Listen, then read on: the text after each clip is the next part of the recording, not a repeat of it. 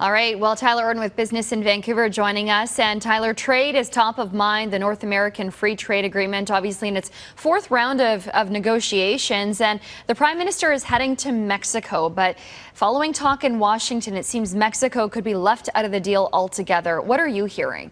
Yeah, it's going to be a very interesting conversation between Trudeau on his first official visit to Mexico. He'll be speaking with President Enrique Peña Nieto. And the question is where is Mexico going to be left in all of this? As you said, Trump had hinted that they could pursue a bilateral trade agreement and ditch NAFTA altogether. He doesn't have quite that same interest with Mexico. One of the issues, though, is that there's a lot of contention about what that would leave Canada and the United States doing. We did have an original trade agreement between the two countries that was established in 1989. Trump administration has hinted that they could default to that, but trade experts have told Business in Vancouver that that's not necessarily the case, just based on constitutional issues as well. When it comes to Trudeau and Nieto today, you're going to have to believe that trade with regards to agriculture is going to be a huge issue, especially for the Mexican contingent involved with negotiations going forward.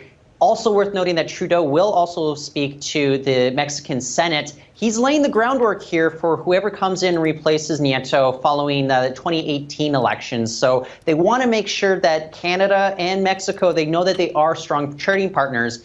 It's just going to be difficult considering what's going on with U.S. negotiations. Yeah, definitely. All right, another story today, some new options opening up for flyers that leave from YVR. Yeah, if you really want to experience winter weather any time of year, we now have Iceland Air. They're going to be offering for the first time ever year-round flights. They previously offered seasonal flights, but it looks as if there's strong enough interest from the Vancouver market that they can actually support doing that year-round.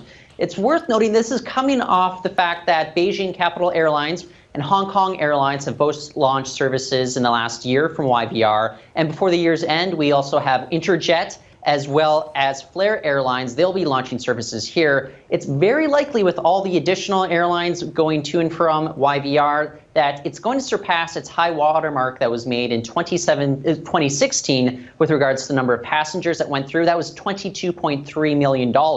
Or not dollars, but passengers, I should say, of course. So here, Iceland Air, they are also counting on the fact that after you land in Reykjavik, within an hour, you can actually fly into mainland Europe. So it's also looking at connecting flights there for YVR passengers. So yeah, a lot more options for Vancouverites going anywhere in the world right now. Well, we all love options, don't we, Tyler? Yeah, Thanks exactly. very much.